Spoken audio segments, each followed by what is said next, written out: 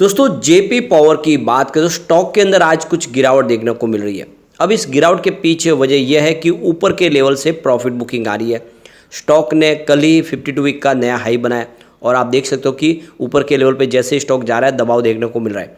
लोग ऊपर के लेवल से प्रॉफिट बुक कर रहे हैं और इसके पीछे वजह यह है कि पिछले 2-3 महीने में स्टॉक डबल हुआ है, काफ़ी शानदार रिटर्न दे चुका है। और जैसे कि इस समय एफआई बाज़ार में बिकवाली कर रहे हैं, उनकी तरफ से बाज़ार को सपोर्ट नहीं मिल रहा है।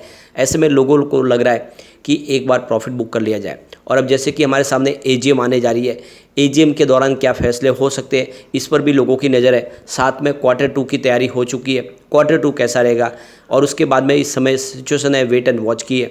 तो क्या करना चाहिए जेपी पावर में, यहाँ पे बहुत सारी बातें हैं। कुछ बड़ी डील हुई है, डील का क्या इशारा है उसको भी समझने की कोशिश करेंगे और क्या इस समय में लॉन्ग टर्म का नजरिया लेके जेपी पावर में निवेश करना चाहिए।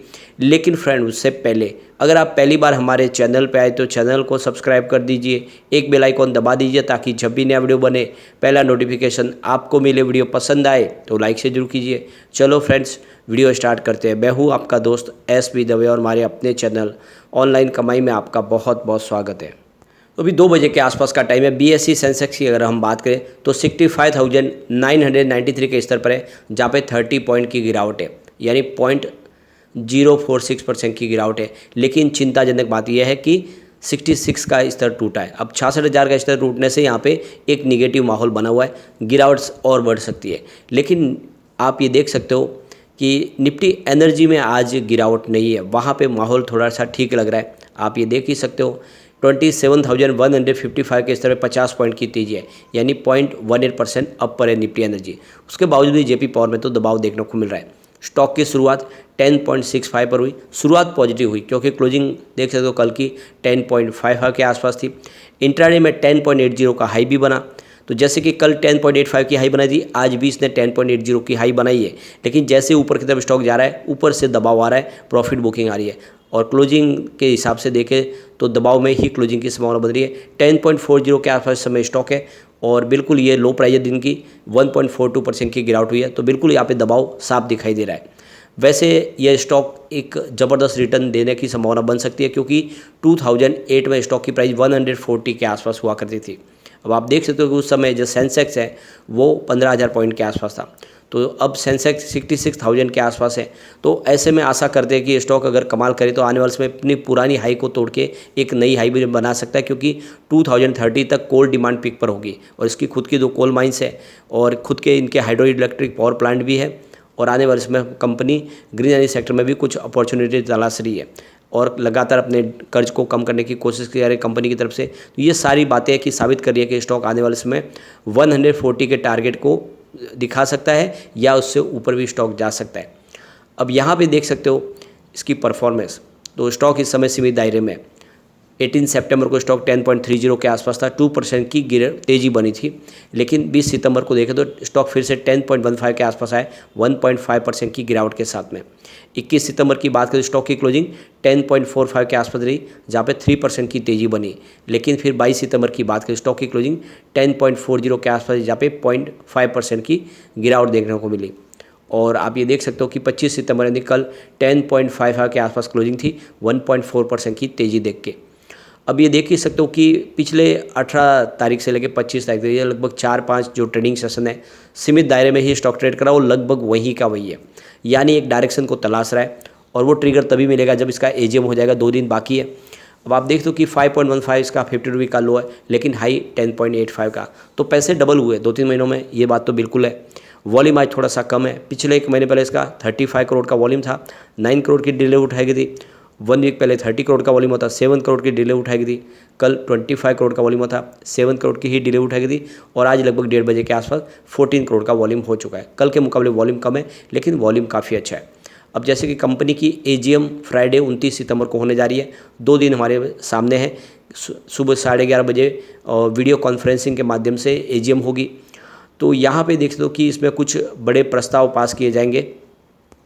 सबसे पहले तो ऑर्डिनरी रेजोल्यूशन के माध्यम से जो Q1 का रिजल्ट है उसको शेयर होल्डर की रजामंदी से पास करवाया जाएगा। दूसरा जो प्रस्ताव होगा उसमें ऑर्डिनरी रेजोल्यूशन के माध्यम से डायरेक्टर है जो श्री प्रीतेश विनय, उनकी रीअपॉइंटमेंट को भी यहाँ पे मंजूर किया जाएगा। इसके अलावा जो तीसरा प्रस्ताव है जिसमें देखें तो प्रवीण कुमार सिंह, जिनका यहाँ पे रीअपॉइंटमेंट होना है डायरेक्टर की पोस्ट पे, उसका भी प्रस्ताव पास करवाया जाएगा।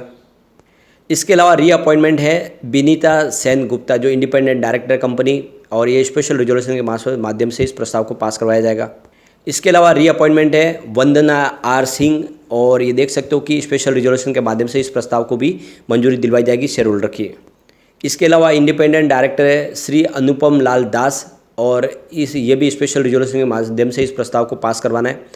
और उसके बाद अगर आप देखें तो श्री सुधीर मित्तल, जो इंडिपेंडेंट डायरेक्टर है कंपनी में, उनकी भी रीअपॉइंटमेंट होनी है और इस स्पेशल रिजोल्यूशन के माध्यम से इस प्रस्ताव को भी पास करवाना है।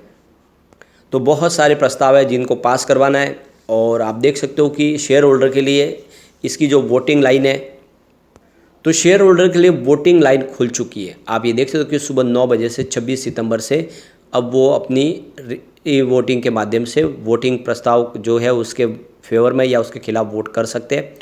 और ये जो ई वोटिंग है यह 28 सितंबर 2023 तक चलेगी, शाम को 5 बजे तक। यानी आप गुरुवार शाम को 5 बजे तक ये अपने वोटिंग राइट का इस्तेमाल कर पाएंगे। और जो भी वोटिंग का नतीजा है वो 29 सितंबर को डिक्लेयर किया जाएगा एजीएम के दौरान। तो शेयर होल्डर के लिए आप देखें तो ये समय शुरू हो चुका है। आप भी अगर शेयर होल्डर हैं जेपी पावर के, तो आपके पास वोटिंग राइट का इस्तेमाल करने का अधिकार है। आपको बिल्कुल इस वोटिंग राइट का इस्तेमाल करना चाहिए और एजीएम के अंदर हिस्सा लेना चाहिए। अब जैसे कि महीना पूरा होने आया है, क्वार्टर 2 की तैयारी हो चुकी है। आप ये देख सकते हो कि बिजनेस इस बार पटरी पे आता हुआ दिखाई दे रहा है। पिछले 2-3 क्वार्टर से हम देख रहे हैं कि रेवेन्यू बढ़ रहा है, तो इस बार भी बेहतर रेवेन्यू की हम उम्मीद कर रहे हैं। देख सकते हो कि जून 2022 में जहाँ पे 1829 करोड़ के आसपास रेवेन्यू था, वो दिसंबर 2022 में कम होकर 1206 करोड़ तक आ गया था। लेकिन उसके बाद मार्च में रिकवरी हुई और 1385 करोड़ रुपीज़ का कंपनी को रेवेन्यू मिला, जो जून 2023 में बढ़ के 1715 करोड़ तक पहुँच गया। आशा करें कि इस बार रेवेन्यू बेहतर होगा। प्रॉफिट की बात करें तो जून 2022 में 240 रुपीज़ का प्रॉफिट था, दिसंबर में 218 करोड़ रुपीज़ का लॉस हुआ, मार्च में लॉस घट के 43.99 करोड़ के आसपास आया, और जून 2023 में कंपनी को फिर से 192 रुपीज़ का ज़बरदस्त प्रॉफिट हुआ। इस बार प्रॉफिट बेहतर रहने की उम्मीद है, क्योंकि इलेक्ट्रिसिटी कंजम्पशन बढ़ा है, और जिस तरह से कंजम्पशन बढ़ा तो इसका असर रिजल्ट के रूप में देखने को मिलेगा। काफ़ी अच्छे नतीजे आ सकते हैं, और अगर रिजल्ट बेहतर होगा तो एक शानदार तेज़ी की शुरुआत होगी। अब चलते हैं कुछ डील की तरफ। सुबह 9:18 पर 10.65 की प्राइस है 22,48,000 शेयरों की एक बिकवाली हुई। फिर 9:20 पर 10.65 की प्राइस है 28,18,000 शेयरों की एक खरीदारी हुई। फिर 9:24 पर 10.70 की प्राइस है 20,24,000 शेयरों की खरीदारी और हुई। फिर 9:39 पर 10.80 की प्राइस है 26,49,000 शेयरों की एक बड़ी खरीदारी हुई। उसके बाद 10:30 पर 10.55 की प्राइस है 30,36,000 शेयरों की एक बड़ी बिकवाली हुई। फिर 10:34 पर 10.55 की प्राइस है 22,22,000 शेयरों की बड़ी बिकवाली हुई। उसके बाद 11:09 पर 10.55 की प्राइस से 24,48,000 शेयरों की एक बड़ी बिकवाली और हुई। उसके बाद 11:51 पर 10.45 की प्राइस से 34,31,000 शेयरों की एक बिकवाली और हुई। तो सुबह सुबह कुछ खरीदारी हुई, लेकिन उसके बाद में ज़बरदस्त बिकवाली शुरू, किसी बड़े फंड हाउस ने बिकवाली शुरू कर दी है। इस वजह से हो सकता है कि गिरावट थोड़ी और हो, लेकिन अगर आप लॉन्ग टर्म इन्वेस्टर है तो कोई डरने की बात नहीं है। इसमें इस समय इन्वेस्टमेंट का अच्छा मौका है। बिल्कुल कौड़ियों के भाव में स्टॉक मिल रहा है, ये आने वाले समय आराम से 3 डिजिट में जा सकता है। लेकिन जो अगर आप शॉर्ट टर्म इन्वेस्टर है और आपको अच्छा प्रॉफिट मिल रहा है तो एक बार प्रॉफिट बुक कर सकते हैं, क्योंकि इस समय सेंटीमेंट बाजार के बिगड़े हुए हैं। एफआई देख सकते हो कि लगातार बिकवाली कर रहे हैं, उनकी बिकवाली बहुत ज़्यादा। इस महीने में उन्होंने करीब 20,000 करोड़ रुपीज़ का माल बेच दिया है। ऐसे में हो सकता है कि बाजार में गिरावट हो, तो फिर आपकी प्राइस फिर नीचे आएगी और आपको निकलने का मौका नहीं मिलेगा। तो short term investor profit book कर सकते हैं। लेकिन फ्रेंड, कोई भी इन्वेस्टमेंट करने से पहले अपने फाइनेंशियल एडवाइजर के बारे में ले ले या अपना खुद का रिसर्च करें, क्योंकि मैंने वीडियो आपके एजुकेशनल पर्पज़ के लिए ही बनाया। वीडियो पसंद आए तो लाइक से जो कीजिए और चैनल को सब्सक्राइब कर दीजिए। Thank you friend.